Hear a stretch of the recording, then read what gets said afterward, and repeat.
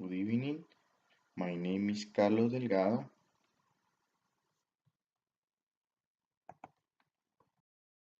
What is meaning? Meaning is the message conveyed by words, sentences, and symbols in a context.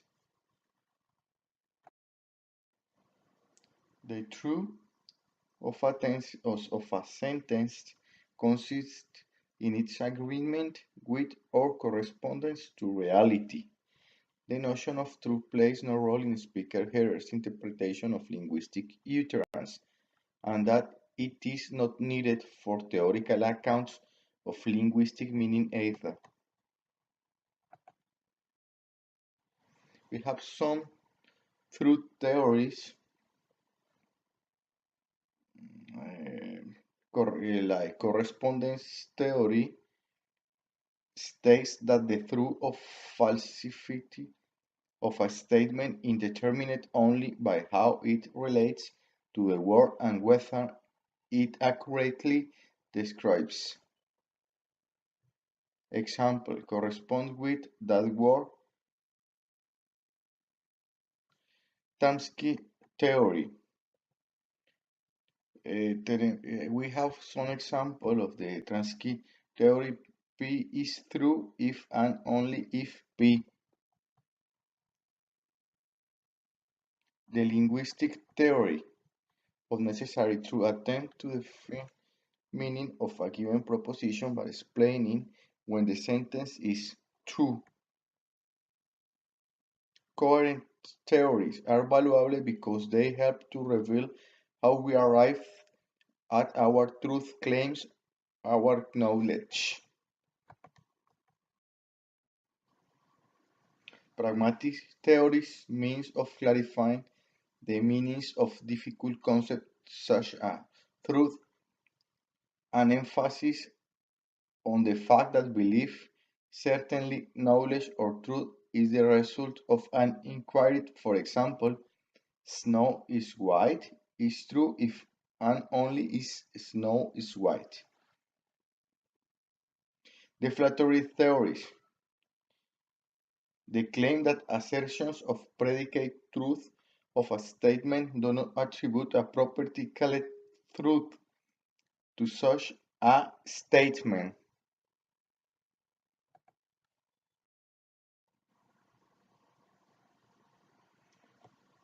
Semantic meaning. The field of linguistics concerned with the study of meaning in language.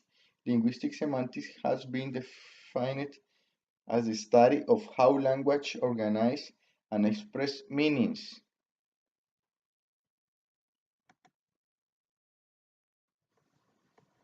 An understanding of semantics is essential to the study of language acquisition, how language users acquire a sense of meaning as speakers and writers, listeners, and readers.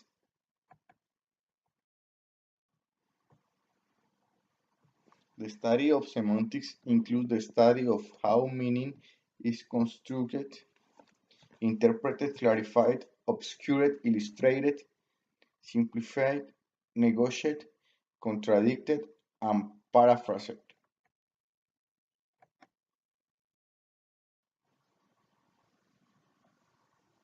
Pragmatics, the use of language in social contexts and the ways in which people produce and comprehend meanings through language.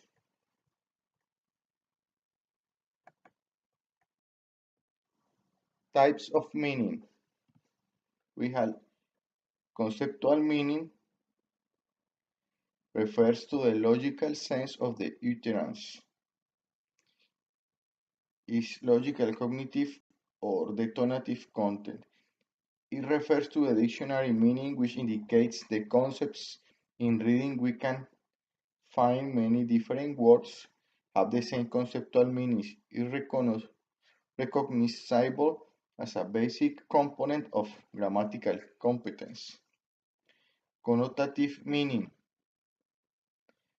therefore describes the communicative value an expression contains by virtue of what is referred to over and above its purely conceptual content. Collocative meaning describing words and regularly appear together in common use, for instance, pretty, women, flowers, garden, etc.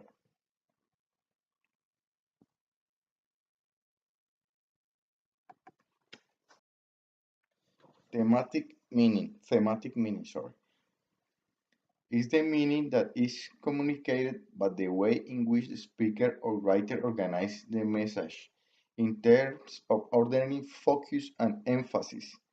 It is often felt an active sentence such as,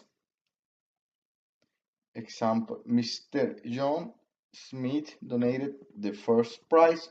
The first prize was donated by Mr. John Smith. Now we have the social meaning.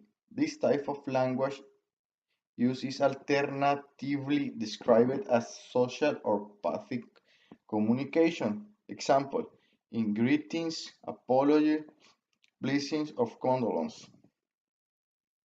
We have the reflective meaning as well. It is the product of people recognition and imagination. One example, he took the drugs, enjoy yourself. The affective meaning is more directly a reflection of the speaker's personal attitude or feelings toward the listener or the target of the utterance, used as insults, flattery, hyperbole, or sarcasm.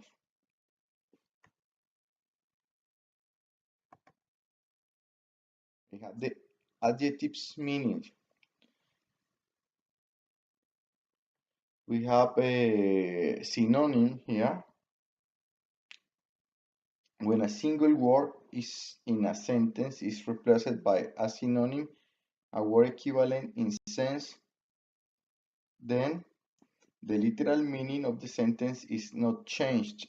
Examples: lucky and fortunate.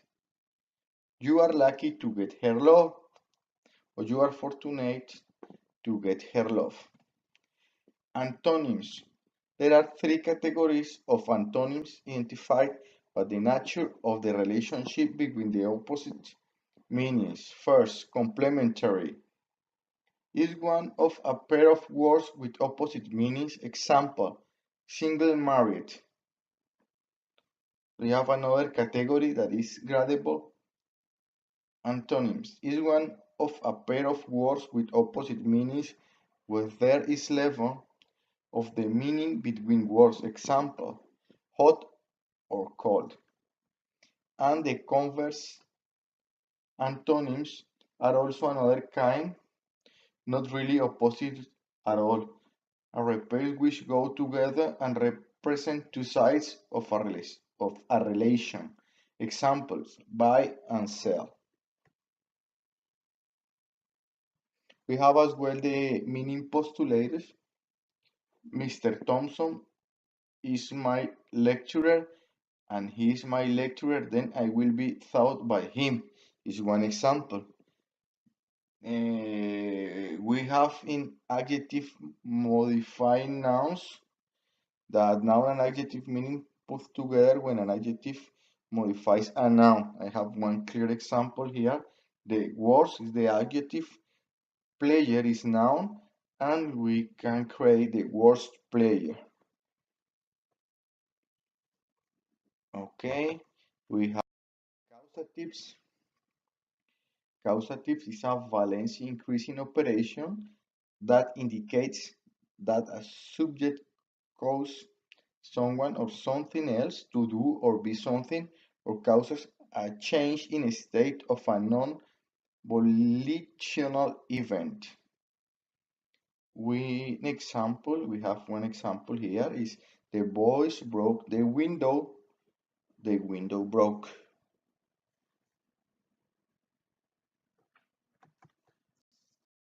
Now we have the figurative language. We have different categories here, like simile. Simile is a literary comparison. Use the words like or as to compare one object or idea with another to suggest they are alike. We have one example here, busy as a bee. We have the metaphor as well. Metaphor states a fact or draws a verbal picture by the use of comparison. We have one example here, is you are what you eat. We have the hyperbole as well. It's an exaggeration that is so dramatic that no one would believe the statement is true. Telltales are hyperboles. Example, we are so hungry. He ate that whole cornfield for lunch, stalks and all. We have the personification as well. It's a figure of speech in which human characteristics are given to an animal or an object. For example, my teddy bear give me a hug. We have as well the irony. Irony is a literary technique that involves surprising, interesting, or amusing contradictions. And one example is a man looked out of the window to see the strong storm. He turned to his friend and said, "Wonderful weather we're having."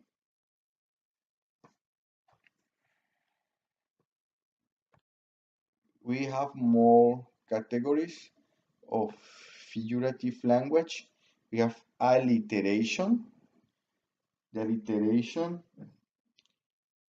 occurs when a series of words in a row have the same first consonant sound. Includes tongue twisters. We have one example here. She says seashells by the seashore. We have the onomatopoeia as well. The use of a word to describe or imitate a natural sound or the sound made by an object or an action. Example, snap, crackle, pop. Finally, we have a cliché. Cliché is an expression that has been used so often that it has become trite and sometimes boring. For example, many hands make light work. Okay, now the tense and aspect. Tense refers to the absolute location of an event or action in time, either the present or the past. It is marked by an inflection of the verb. For example, David walks to school, present tense. Or David walked to school, past tense. And the aspect refers to how an event or action is to be viewed with respect to time rather than to its actual location in time. We can illustrate this using the following examples.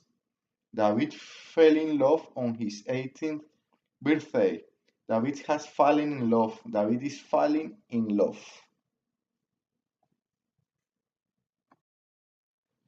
Quantification is a type of determiner such as all, some, many, few, a lot, and no, but not numeral that means quantity. Quantification is also used in logic where it is a formula constructor that produces new formulas from old ones. Ambiguity and confusion. We can find some confusion in the meaning in most usual case in writings. In this kind of case of unintentional misunderstandings are present because the sender and the receiver, they are not physically together. Thank you very much.